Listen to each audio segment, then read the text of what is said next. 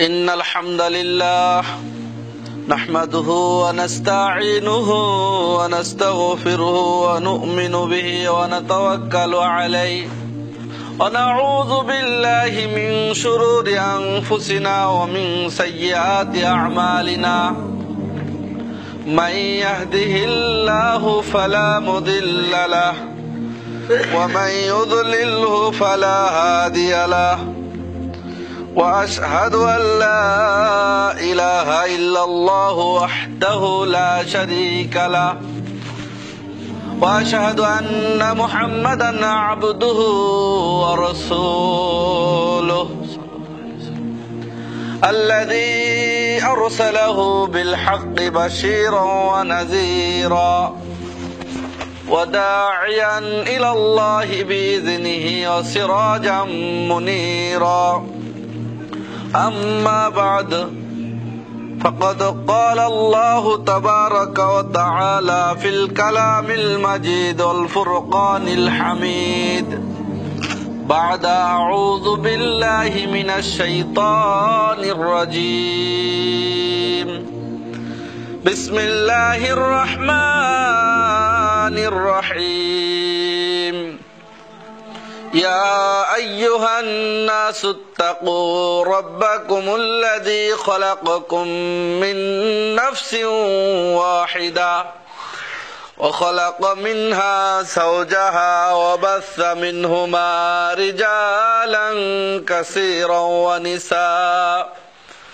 واتقوا الله الذي تساءلون به والأرحام إن الله كان عليكم رقيبا يا أيها الذين آمنوا اتقوا الله حق تقاته ولا تموتن إلا وأنتم مسلمون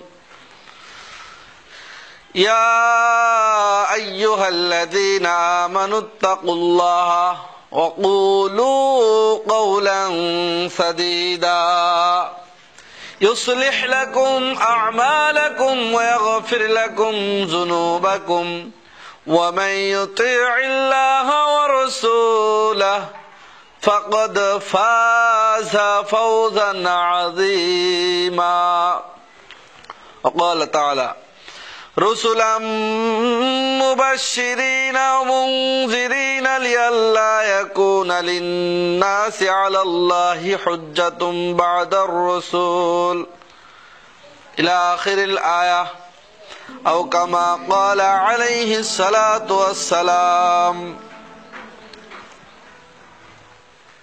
عن أنس رضي الله تعالى عنه قال قال رسول الله صلى الله عليه وسلم لغدوة في سبيل الله أو روحة خير من الدنيا وما فيها رواه البخاري ومسلم أو كما قال عليه الصلاة والسلام. প্রশংসা গুণগান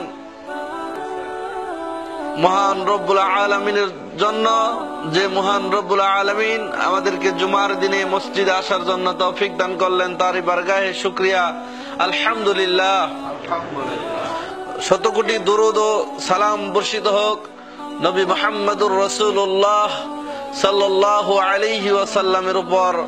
আল্লাহুম্মা সাল্লি আলাইহি আল্লাহুম্মা বারিক আলাইহি। সম্মানিত উপস্থিতি,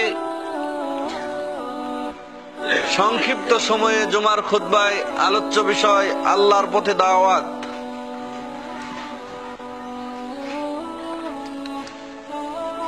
আল্লাহর পথে দাওয়াত সর্বপ্রথম দিয়েছেন নবী রাসূলগণ। আল্লাহ রাব্বুল আলামিন মানব জাতিকে সৃষ্টি করে দিশাহারা মানব জাতির জন্য প্রত্যেকটি গোত্রে, শুধু আমাদের নবী ব্যতীত প্রত্যেক গোত্রে, প্রত্যেক এলাকায়, প্রত্যেকটি দেশে এক একজন করে নবী পাঠিয়েছিলেন। কিন্তু মুহাম্মদুর রাসূলুল্লাহ সাল্লাল্লাহু আলাইহি সাল্লাম তাকে দিয়ে আল্লাহ রাব্বুল আলামিন সর্বশেষ নবী করে পাঠিয়েছেন এবং সমগ্র মানুষ এবং সমগ্র জিন জাতি, এক কথায় সবকিছুর নবী করে পাঠিয়েছেন আল্লাহ রাব্বুল আলামিন। মানে মানুষ এক পর্যায়ে আল্লাহ রাব্বুল আলামিনকেও দোষারোপ করবে যে আল্লাহ তুমি তো আমাদেরকে সতর্ক করনি, আমরা কি করব? মানে আল্লাহর বিরুদ্ধে মানুষ কথা বলবে, আল্লাহ আমরা তো জানি না। এই কাজ যেন মানুষ না করতে পারে, এই জন্য আল্লাহ রাব্বুল আলামিন এটাও জানিয়ে দিচ্ছেন। সূরা নিসা 4 নম্বর সূরা 165 নম্বর আয়াত আল্লাহ রাব্বুল আলামিন বলেন, রুসুলাম মুবাশশিরিনা ওয়া মুনযিরিনা লিআল্লা ইয়াকুনা লিন-নাসি আলাল্লাহি হুজ্জাতুন বা'দার রাসূল। আমি রাসূলগণকে প্রেরণ করেছি সুসংবাদদাতা ও ভীতি প্রদর্শনকারী রূপে। রাসূলগণ তোমাদেরকে সুসংবাদ দিবেন এবং ভীতি প্রদর্শন করবেন, মানুষদেরকে জাহান্নামের ভীতি, কবরের আযাবের ভয় মানুষদেরকে প্রদান করবেন, এবং আল্লাহর প্রতি মানুষ যেন কোনো অভিযোগ না দিতে পারে। আল্লাহ বলতেছেন যে আমার প্রতি যেন মানুষ কোনো অভিযোগ না দিতে পারে, যে মানুষ যেন বলতে না পারে আল্লাহ তুমি তো আমাকে জানাওনি, আমি তো বুঝি নাই, আমি কিভাবে তোমার ইবাদত করব। মানুষ যেন এ কথা না বলতে পারে, কারণ কিয়ামতের দিন আল্লাহর বিরুদ্ধে মানুষ বলবে আল্লাহ আমরা তো জানি না। আল্লাহ বলবেন আমি যে আমাকে যেন মানুষ না বলতে পারে। সহিহুল বুখারীতে হাদিস আসছে, ইব্রাহিম আলাইহিস সালাতু ওয়াস সালামকে যখন আগুনে ফেলা হয়, টিকটিকি ফু দিচ্ছে আগুন জ্বালানোর জন্য, ভেঙে প্রস্রাব করছে আগুন নিভানোর জন্য। ভেঙের প্রস্রাবে কি আগুন নিভবে? ইব্রাহিম আলাইহিস সালামের জন্য বিশাল বড় অগ্নিকাণ্ড জ্বালানো হয়েছে, ইব্রাহিম আলাইহিস সালামকে আগুনে ফেলে দেওয়া হয়েছে, সেই আগুন নিভানোর জন্য ব্যাঙ প্রস্রাব করতেছে আর টিকটিকি ফু দিচ্ছে। ব্যাঙের প্রস্রাবে আগুন নিভবে না, টিকটিকির ফুদে আগুন বাড়বেও না। কিন্তু তাদের প্রচেষ্টা কতটুকু? তো আল্লাহর নবী সাল্লাল্লাহু আলাইহি সাল্লাম দুনিয়া থেকে চলে গেছেন, দাওয়াতের কাজটা আমাদের উপরে রেখে গেলেন, আমাদের প্রচেষ্টা কতটুকু? ব্যাঙ চেষ্টা করতেছে আগুন নিব, আমার যতটুকু আছে ততটুকু দিয়ে আমি চেষ্টা করতেছি ব্যাঙের দৃষ্টিকোণ থেকে, আর আমাদের দৃষ্টিকোণ থেকে আমরা কতটুকু আগাচ্ছি। তো পৃথিবীতে প্রত্যেকটা মাখলুক দিয়ে আল্লাহ রাব্বুল আলামিন আমাদেরকে শিক্ষা দিয়েছেন। জাহেলি যুগে মানুষদেরকে ফিরিয়ে আনার জন্য আল্লাহর নবী সাল্লাল্লাহু আলাইহি সাল্লামকে সূরা মুদ্দাসসিরের 1 এবং 2 নম্বর আয়াতে আল্লাহ রাব্বুল আলামিন বলেন, বিসমিল্লাহির রহমানির রহিম, ইয়া আইয়ুহাল মুদ্দাসসির, ওহে চাদর আবৃত লোক, মানে মুহাম্মদ সাল্লাল্লাহু আলাইহি সাল্লাম চাদর মুড়ি দিয়ে শুয়ে আছেন। আল্লাহ বলতেছেন ওহে চাদর আবৃত লোক ওঠো, ইয়া আইয়ুহাল মুদ্দাসসির কুম ফানজির, ওঠো মানুষদেরকে সতর্ক করো, মানুষদেরকে সতর্ক করো, ঘুমিয়ে থাকলে চলবে না। আল্লাহ রাব্বুল আলামিন সূরা মাইদার 5 নম্বর সূরা 67 নম্বর আয়াতে বলেন, ইয়া আইয়ুহার রাসূল বাল্লিগ মা উনজিলা ইলাইকা মির রাব্বিক ওয়া ইল্লাম তাফআল ফামা বাল্লাগতা রিসালাতা আল্লাহু ইয়াসিমুকা মিনান নাস। ইয়া আইয়ুহার রাসূল, হে রাসূলগণ, হে রাসূল মুহাম্মদ সাল্লাল্লাহু আলাইহি ওয়াসাল্লাম, বাল্লিগ, আপনি তাবলীগ করুন, মানুষের কাছে পৌঁছে দিন, মানুষকে জানিয়ে দিন, মা উনজিলা ইলাইকা মির রাব্বিক, আপনার প্রভুর পক্ষ থেকে যেটা নাজিল হয়েছে সেটাই মানুষের কাছে পৌঁছে দিন। মানুষের বানানো কিচ্ছা কাহিনী মানুষকে পৌঁছে দিবেন না, মানুষকে মিথ্যা কথা বলে দিনের দিকে ডাকবেন না। মা উনজিলা, যেটা নাজিল হয়েছে, ইলাইকা মির রাব্বিক, আপনার প্রভুর পক্ষ থেকে যেটা নাজিল হয়েছে সেটাই মানুষদেরকে জানিয়ে দিন। মিথ্যা কথা বলে মানুষদেরকে সালাতের দিকে ডাকতে হবে না। কেমন মিথ্যা কথা বলে? 1 ওয়াক্ত নামাজ যদি কেউ কাজা করে, 1 হুকবা জাহান্নাম খাটতে হবে। 1 হুকবা কতটুকু? কয় 2,88,00,000 বছর।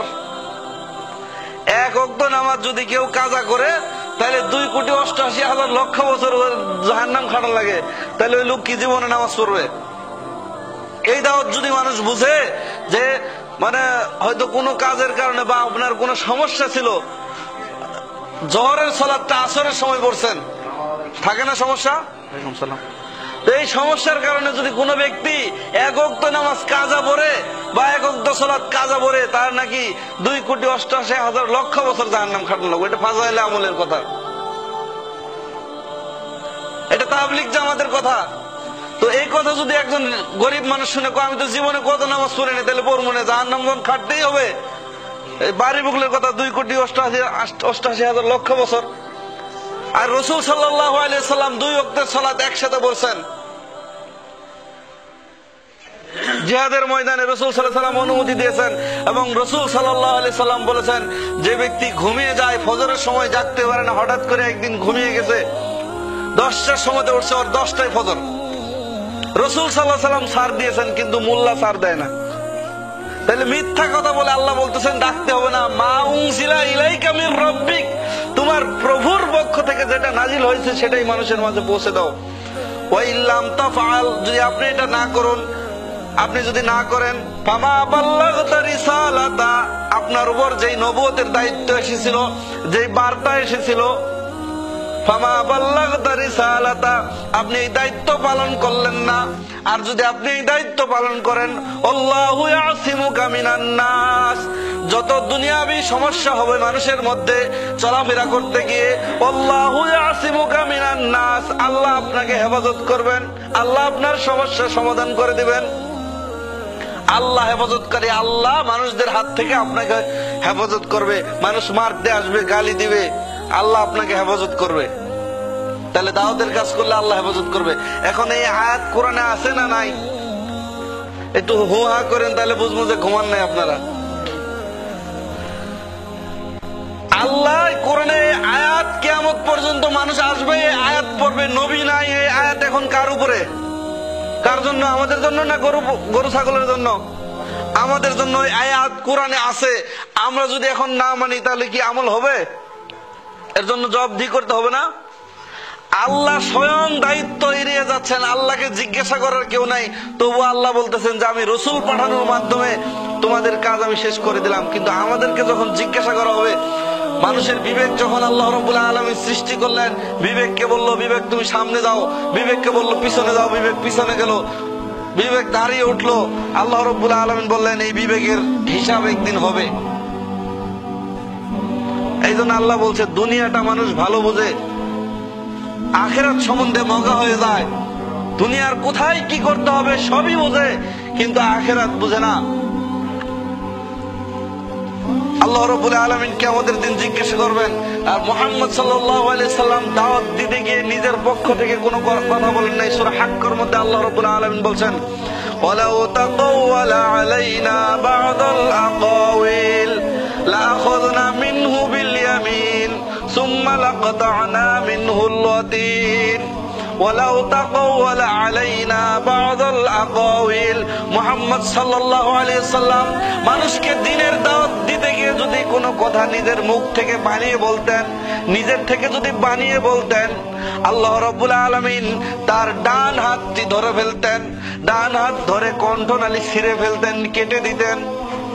মুহাম্মদ সাল্লাল্লাহু আলাইহি সাল্লামকে আল্লাহ ধমকি দিচ্ছেন, হে মুহাম্মদ, তুমি যদি নিজের পক্ষ থেকে একটি কথা বানিয়ে বলতে।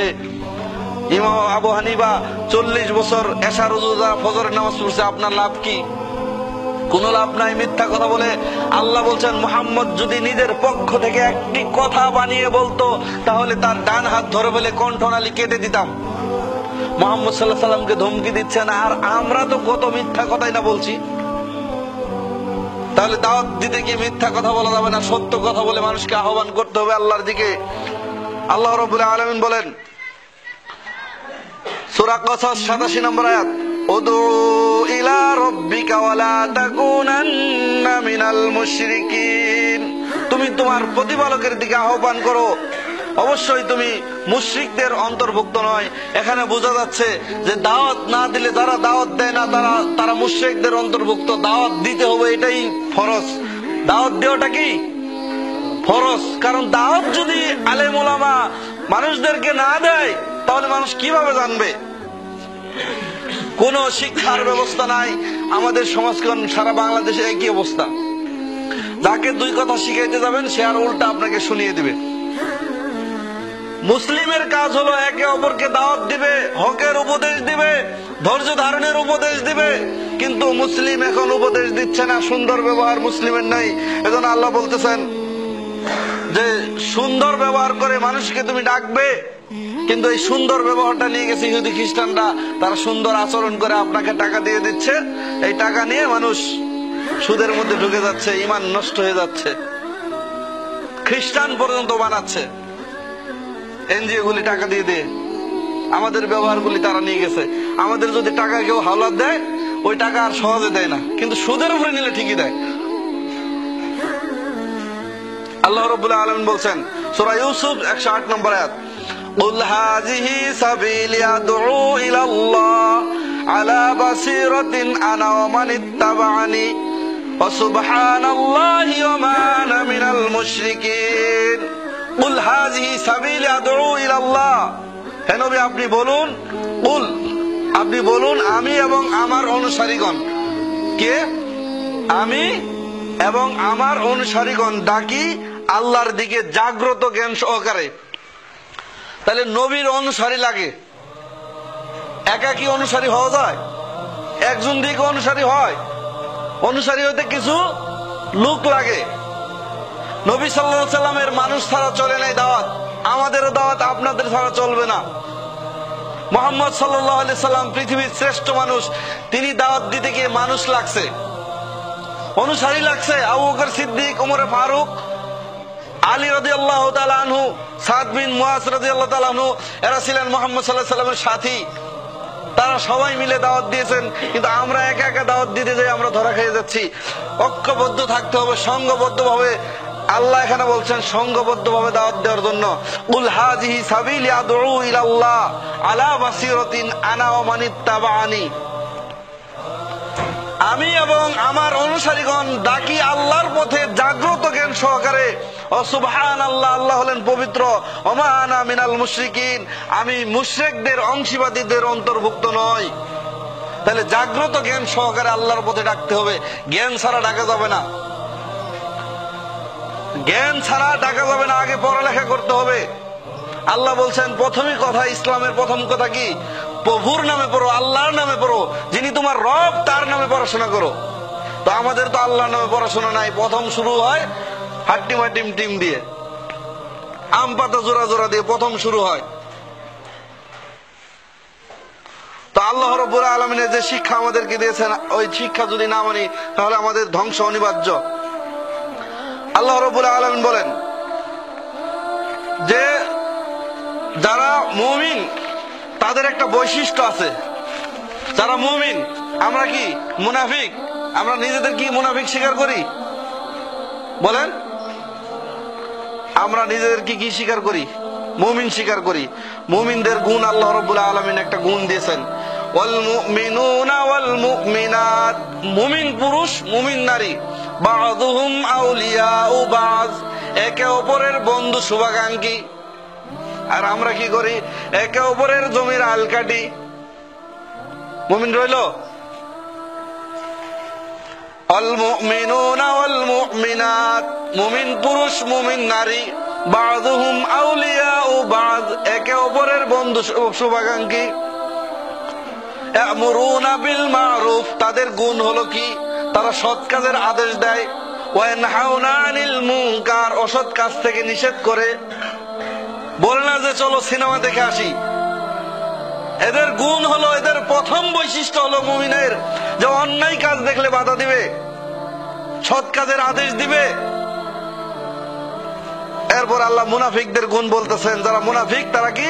সূরা তাওবার 67 নম্বর আয়াত আল্লাহ রাব্বুল আলামিন বলেন, আল মুনাফিকুনা ওয়াল মুনাফিকাত, মুনাফিক পুরুষ মুনাফিক নারী, বাযুহুম মিন বায, এরাও একে অপরের বন্ধু। নারী নারীর বন্ধু, পুরুষ পুরুষের বন্ধু। এদের বৈশিষ্ট্য কি? ইয়ামুরুনা বিল মুনকার, তারা অন্যায় কাজের আদেশ করে, অন্যায় কাজের সহযোগিতা করে। ওয়া ইয়ানহাউনা আনিল মারুফ, ভালো কাজে নিষেধ করে। যদি কই যে একটা ওয়াজ মাহফিল করব যুবকদেরকে নিয়ে, তাহলে বলে না যায়ও না, অমুকে টাকা খাবে। আর যদি গানের অনুষ্ঠান করে কেউ বাধা দেয় না, ঠিক না? হাজী সাহেবও টাকা দেয়, গাজী সাহেবও টাকা দেয়, মৌলভী সাহেবও টাকা দেয়, কিন্তু ওয়াজ মাহফিল করলে বাধা দেয়। আল্লাহ বৈশিষ্ট্য বলে দিচ্ছেন, যারা মুনাফিক, মুনাফিক থাকবে জাহান্নামের সর্বনিম্ন নিচে। আল্লাহ বলতেছেন যারা মুনাফিক তাদের বৈশিষ্ট্য হলো অন্যায় কাজে মানুষকে সহযোগিতা করে আর ভালো কাজে তাদের হাতকে গুটিয়ে রাখে। আল্লাহ বলতেছেন وينهون عن المعروف ويقبضون أيديهم نسوا الله فنسيهم।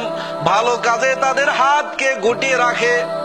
গানের জন্য গেলে 500 টাকা দেয়, কিন্তু একটা ভালো কাজ মসজিদের চাঁদার জন্য গেলে, মসজিদের কালেকশনের জন্য গেলে 50 টাকা দিতে কি হয়, ইমামের বেতন দেয় 1 পা মুষ্টি চাল। আর ডিশের বিল দেয় মাসে 250-300 টাকা, কোনো সমস্যা নাই।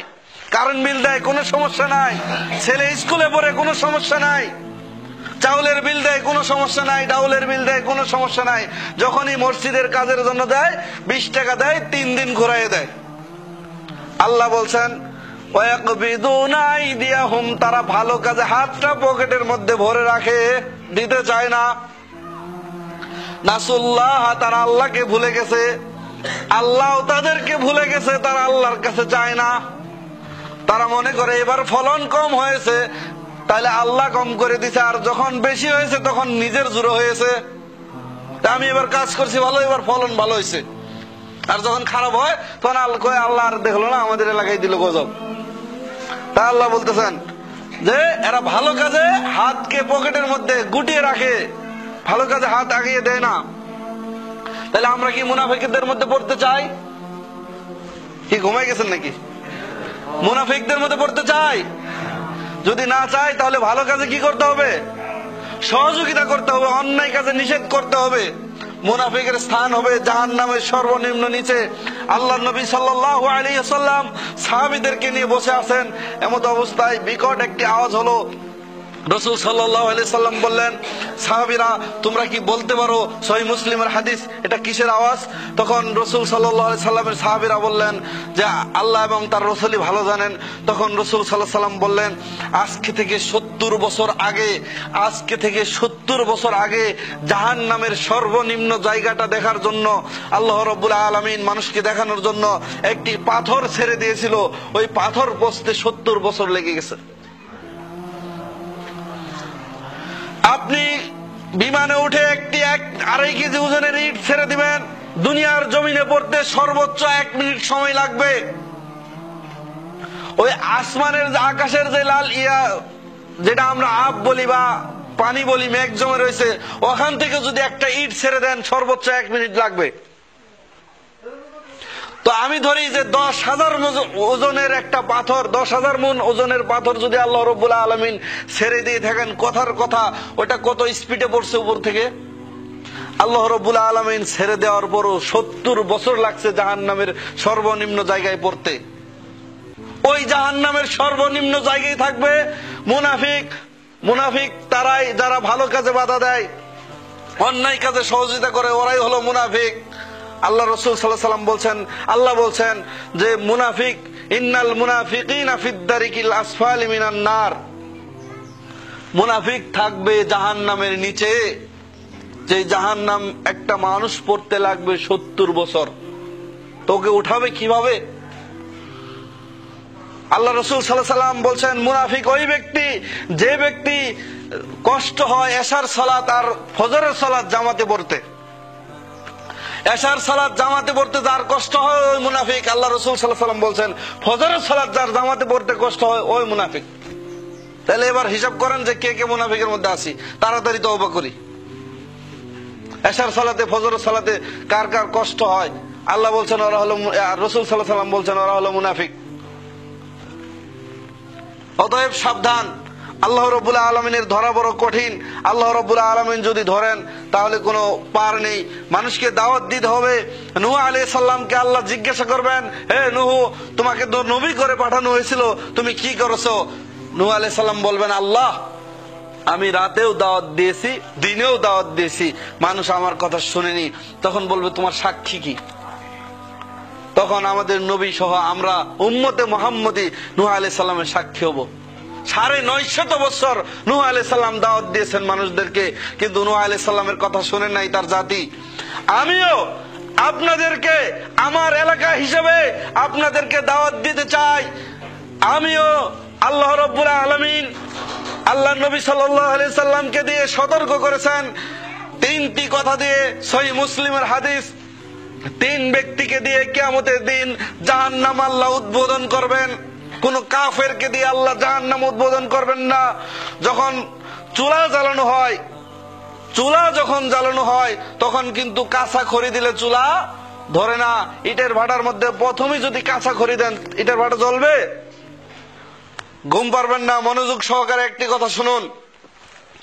আল্লাহ রাসূল সাল্লাল্লাহু আলাইহি সাল্লাম বলছেন তিন ব্যক্তিকে দিয়ে তুসজারুন নাসু ইয়াউমাল কিয়ামাতি বিসালাসা, তিন ব্যক্তিকে দিয়ে জাহান্নাম আল্লাহ উদ্বোধন করবেন। তার মধ্যে এক নাম্বার থাকবে শহীদ। শহীদ কি খারাপ? শহীদ হলে কি হয়? জীবনের গুনাহ মাফ হয়ে যায়। আল্লাহ নবী সাল্লাল্লাহু আলাইহি সাল্লাম বলছেন তিন ব্যক্তিকে দিয়ে জাহান্নাম উদ্বোধন করা হবে, তার মধ্যে এক নাম্বার থাকবে শহীদ, দুই নাম্বার থাকবে দানবীর। দান করা কি খারাপ জিনিস? আল্লাহ নবী সাল্লাল্লাহু আলাইহি সাল্লাম বলছেন যে ব্যক্তি 1 টাকা আল্লাহর রাস্তায় দান করলো আল্লাহকে সন্তুষ্ট করার জন্য, হাররিকু, তার কবরের আযাব, তার জাহান্নামের আযাব আগুন ধপ করে নিভে যাবে। কিন্তু আল্লাহ নবী সাল্লাল্লাহু আলাইহি সাল্লাম বলছেন দ্বিতীয় ব্যক্তি হবে দানবীর, যেই ব্যক্তি মারহাবা পাওয়ার আশায় দান করেছে, মানুষকে দেখানোর আশায় দান করেছে। মসজিদে একটা বাক্স দিয়েছে, নাম লিখে দিয়েছে, একটা খাট দিয়েছে, ওখানে বলে দিয়েছে আমার নাম না বললে আমি দিব না। মাহফিলের মধ্যে নাম না বললে দেয় না, ওই ব্যক্তিকে দিয়ে আল্লাহ জাহান্নাম উদ্বোধন করবেন। আল্লাহ প্রথম ব্যক্তিকে জিজ্ঞাসা করবেন, বান্দা তোমাকে তো আমি অনেক কিছু দিয়েছিলাম, তুমি কি করছো?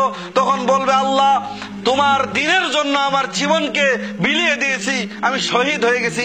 আল্লাহ বলবেন কাযাবতা, তুই হলি মিথ্যাবাদী। ফেরেশতারা রেডি আছে। তারপরে তাকে কিছুক্ষণ হেসরানো হবে, ফাসহিবা আলা ওয়াজহি হাত্তা উলকিয়া ফিন্নার, তাকে জাহান্নামের মধ্যে ফিকে ফেলে দিবে। তারপরে দ্বিতীয় ব্যক্তিকে জিজ্ঞাসা করা হবে তোমাকে তো অনেক মাল সম্পদ দিয়েছি, তুমি কি করেছো? তখন বলবে আল্লাহ তোমার দেওয়া সম্পদ আমি প্রত্যেকটা কাজে ব্যয় করেছি, মানুষকে খাওয়িয়েছি, মসজিদে দিয়েছি, মাদ্রাসায় দিয়েছি, এতিমখানায় দিয়েছি, রাস্তাঘাট করেছি তোমার সন্তুষ্টির জন্য। আল্লাহ বলবেন কাযাবতা, তুইও মিথ্যাবাদী। কেন? তুই নামের জন্য মানুষকে দিয়েছো, তুমি আল্লাহর সন্তুষ্টির জন্য দেওনি, লোকে তোমাকে দানবীর বলবে, এই জন্য তুমি দিয়েছো, তুমি মিথ্যাবাদী। ফাসহিবা আলা ওয়াজহি হাত্তা উলকিয়া ফিন্নার, তাকে ফিকে জাহান্নামের মধ্যে ফেলে দেওয়া হবে। 3 নাম্বার হুজুর, 3 নাম্বার হাফেজ, কারি, আলেম, উলামা, এদেরকে ডাকা হবে। আল্লাহ জিজ্ঞাসা করবেন তোমাকে তো জ্ঞান দেওয়া হয়েছিল, তুমি কি মানুষকে দাওয়াত দিয়েছো? তুমি কি করেছো? তখন বলবে আল্লাহ রাত্রিবেলা উঠে আমি কোরআন তেলাওয়াত করেছি, কোরআন পড়ে পড়ে মানুষকে দাওয়াত দিয়েছি, খুতবা দিয়েছি, হুজুরি করেছি। আল্লাহ বলবেন কাযাবতা, তুইও মিথ্যাবাদী। হুজুরকে ডেকে ডেকে বলবে তুইও মিথ্যাবাদী। ফাসহিবা আলা ওয়াজহি, ওয়াজহি মানে চেহারা, ফাসহিবা তার চেহারাটা ধরে মাটির মধ্যে হেসরানো হবে, পা ধরে, এই যে ইঁদুর আমরা টানি দেখছেন না, লেজ ধরে এভাবে টানা হবে, কিছুক্ষণ হেসরানো হবে হুজুরকে।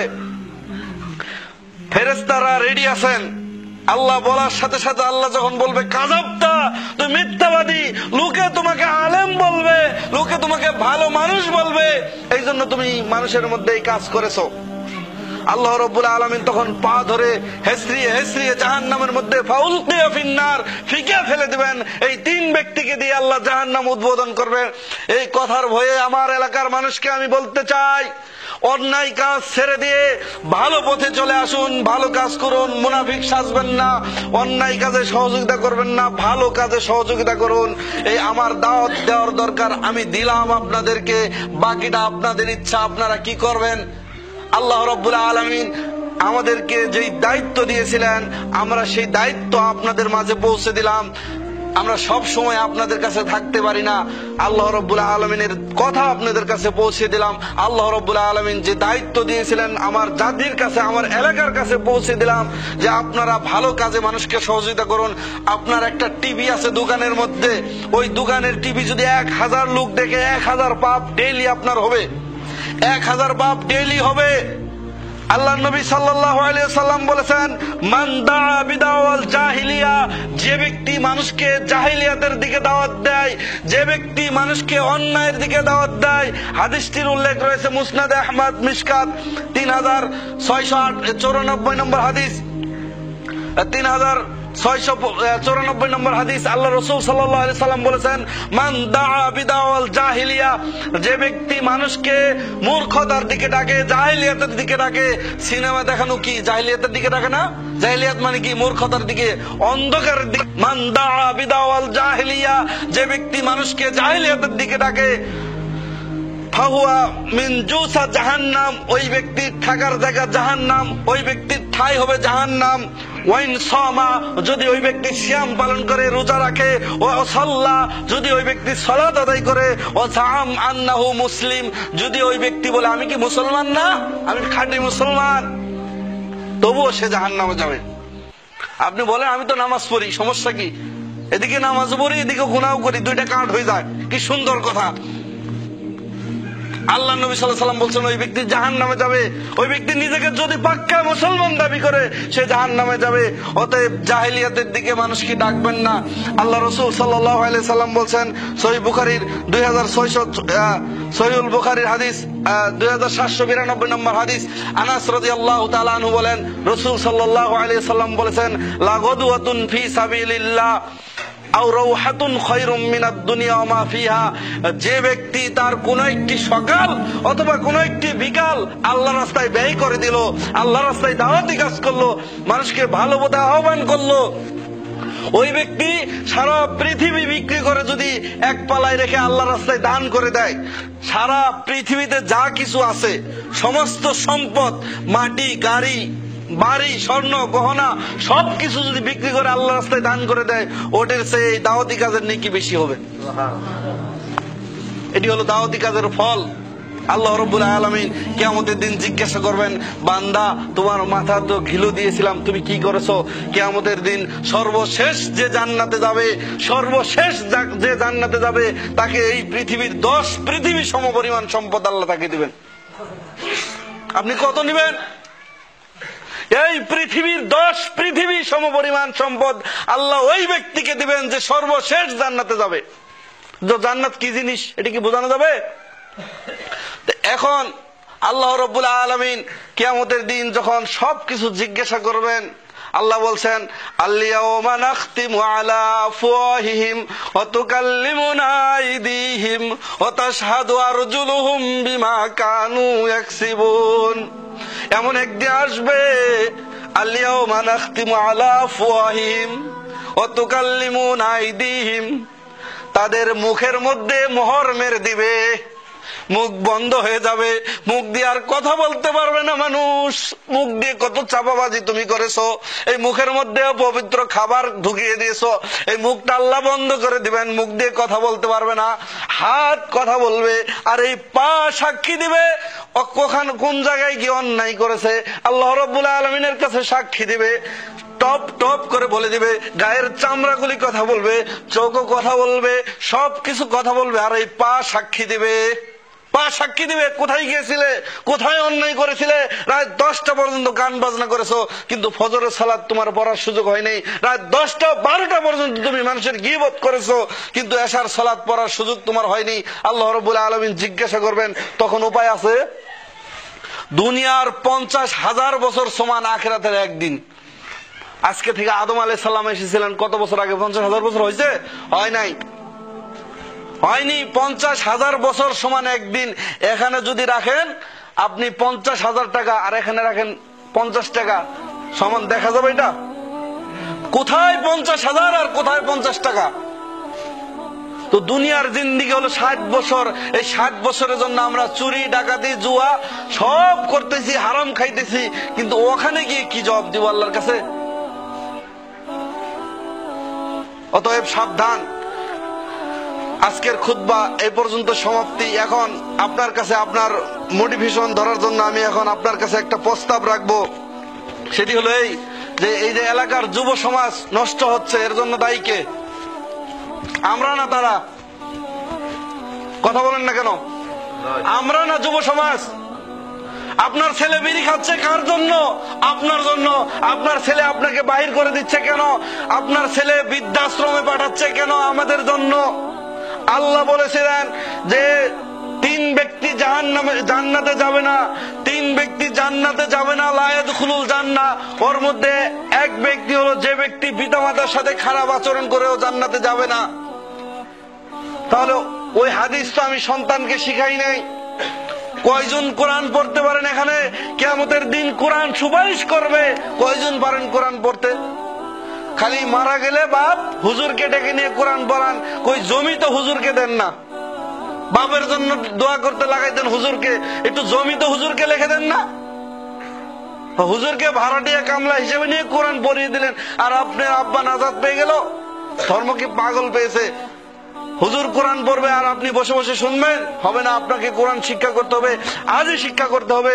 কিয়ামতের ময়দানে এবং কবরের মধ্যে কোরআন আপনার জন্য সুপারিশ করবে, আল্লাহর পক্ষে, আল্লাহর সাথে কথা বলবে, আল্লাহর সাথে ঝগড়া করবে। কোরআন, আল্লাহ তুমি ওকে জান্নাতে দাও।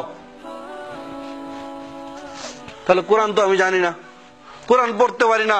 আজই শিক্ষা করুন। মসজিদের যিনি নির্দিষ্ট ইমাম আছে তাকে ধরে এশার সময় বসে অথবা যে কোনো একটি সময় বসে আপনি কোরআন শিক্ষা করুন, আপনার পুঁজি হবে এটা। এই জন্য আমি বলি, আপনার ছেলে আপনার কবরে লাথিও দিবে না।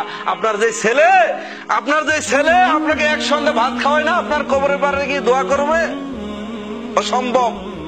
ওই ছেলের আশায় থাকেন না, আপনি নিজেরটা আপনি করে যান। সারা জীবন মরিচ বাটা খেয়ে গেলেন যে সন্তানের জন্য, এই সন্তান আপনার জন্য কিছুই করবে না। অতএব নিজের জন্য নিজে করে যান। সন্তানের জন্য যে বাপ মা কত কষ্ট করে এখন বুঝি। একটা সন্তানের জন্য বাপ মা অনেক কষ্ট করে, কিন্তু এই সন্তান বাপ মার 5 পয়সা মূল্য দেয় না। এই সন্তান আপনার আখিরাতে কোনো কাজে লাগবে না যদি দিন শিক্ষা না দিতে পারেন। আজই নির্দিষ্ট ইমাম সাহেবকে বলে যে আমরা আপনার কাছে কোরআন শিখবো, প্রয়োজনে 100, 200, 500 মাসে দিব, আমাদেরকে কোরআন শিখান। পারবেন না? কথা কদ্দূর ঠিক থাকে দেখা যাবে। আজকে মরলে